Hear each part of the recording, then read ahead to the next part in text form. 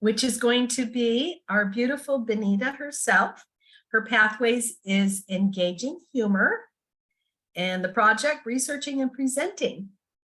Her project description title is Defining Yourself. And here is her speech introduction. What we experience as the present is a collision in time between the past and the future. This between state allows Benita to contend with balancing what was and what is to come. In this space is where she explores the core nucleus of her energy. Defining herself to us today is Benita Altamirano Riesgraf, Defining Yourself.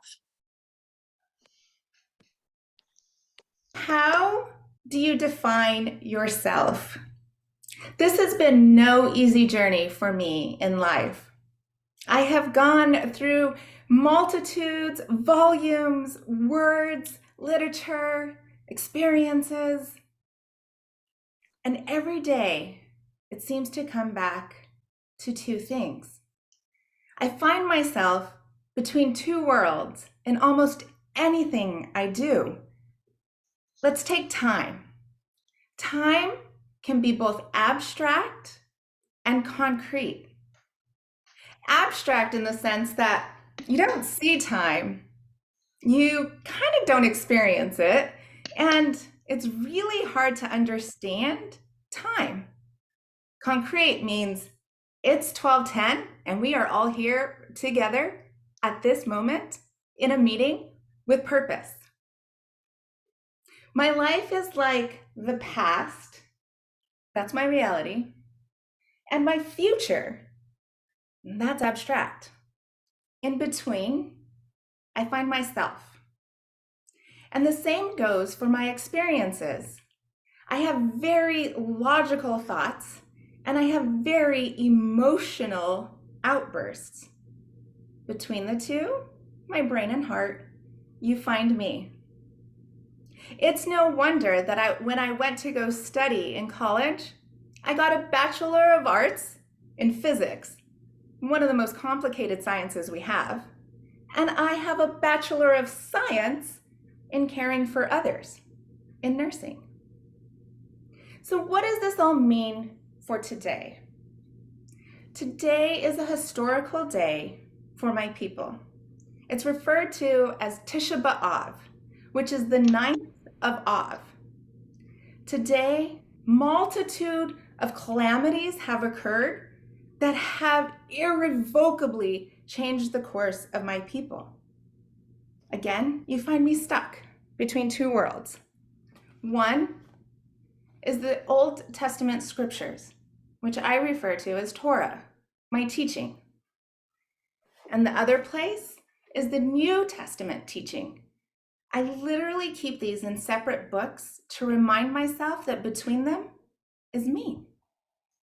The New Testament teachings give us a power of grace and forgiveness, and it demonstrates how we're supposed to live out all of the things that are called laws, commandments, things we're supposed to do.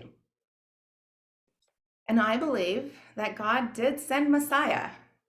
And as a Jewish person who believes in the Christ Messiah, I'm stuck in two worlds.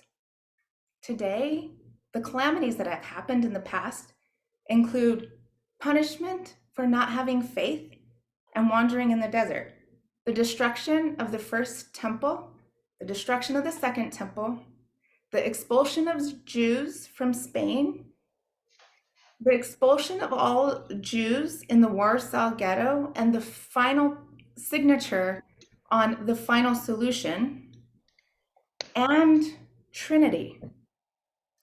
If you guys are familiar with the Oppenheimer movie that just came out, you'll recognize the word Trinity, not religiously or spiritual, which it is, but also the tangible, what I've experienced. There's a place in New Mexico that I like to visit. It's a very tragic place, and it's a very deep, meaningful place to me. It's where that first atomic bomb was detonated, and where the power of releasing that energy between a positive and negative energy that exploded into what is now trinitite, a very green, glassy substance that forever changed the course of human history. I have no doubt that Trinity happened during Tisha B'Av on purpose. And that's where you find me today, in a state of complete mourning for what has happened to our people, and in a state of complete grace for where we can go. This hasn't been easy for me to reconcile in my head. And as a kid, I was very curious, and I shoved off so much of history. I blamed it to the people who wrote it, or it was not true, or those were just fairy tales and stories. But the more I find myself between that fantasy and reality world, I find that the history can show me my future.